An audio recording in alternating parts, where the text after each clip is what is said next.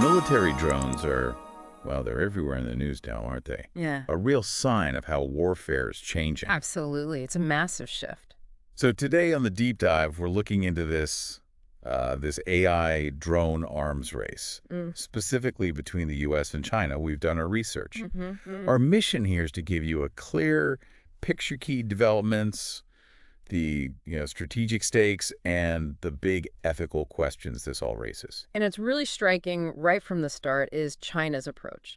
Very methodical military modernization over decades. How so? Well, they've gone through phases. First, mechanization cutting troop numbers. Then informationization, which is about battlefield awareness. Okay.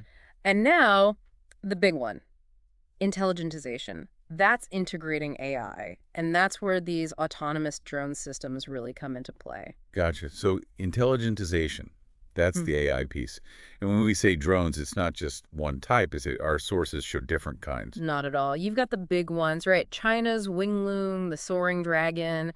They seem comparable to the U.S. Reaper and Global Hawk. Right. The long-range surveillance and strike platforms. Exactly. But then you also see naval drones for laying mines, maybe attacks. And ground drones, too, like those robotic dogs. Yeah, robotic dogs for surveillance, maybe even with small arms. It really shows this tech hitting every domain. Land, sea, air. Precisely. And here's something perhaps surprising. China's dominance in the small commercial-style drone market, think DJI. Ah, yeah, DJI. Everyone knows them. Well, those readily available drones are already having a huge impact in places like Ukraine. It shows how accessible this tech is now. That's wow. That sort of democratization of air power. You could definitely say that. We haven't seen this kind of spread before. Okay, so moving to the really cutting edge stuff, AI integration. What are we seeing there? Concepts like swarm tactics. Yeah, swarms. That's where AI coordinates groups of drones. They can operate autonomously, continue the mission, even if, some are shot down. Autonomous coordination. Okay. And what about drone stacks? Drone stacks seem a bit different. More like pre-planned sequences, still heavily human supervised. Okay, less autonomous then. Right. And then there's this idea of collaborative combat aircraft, CCAs. AI drones basically acting as wingmen for human pilots. Wingmen. To increase safety, mostly. Primarily, yeah. Enhancing pilot survivability, extending sensor reach, things like that.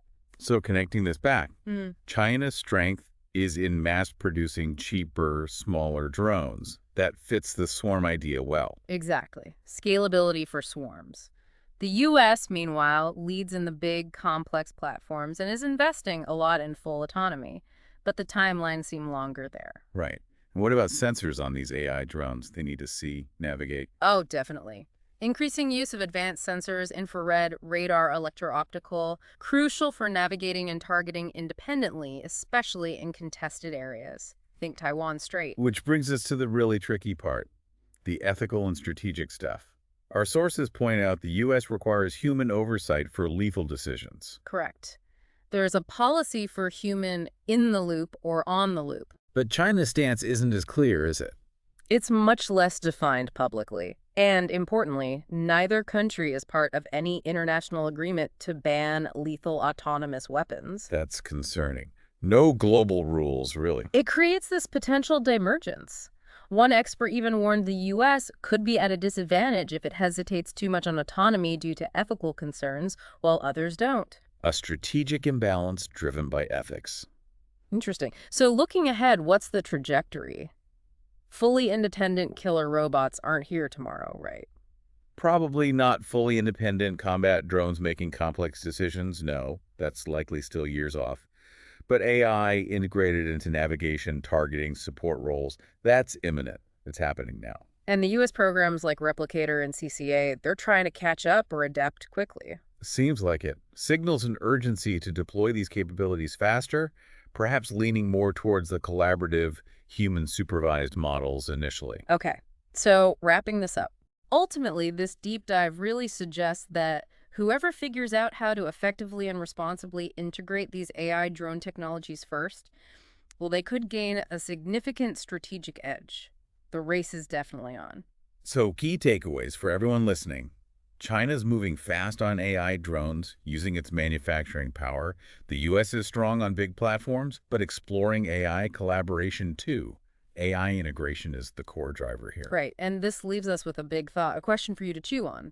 With technology moving this fast and no real global rules yet, what are the long-term security implications for everyone if these AI-powered drones become commonplace? It's unfolding right now, and the stakes are incredibly high.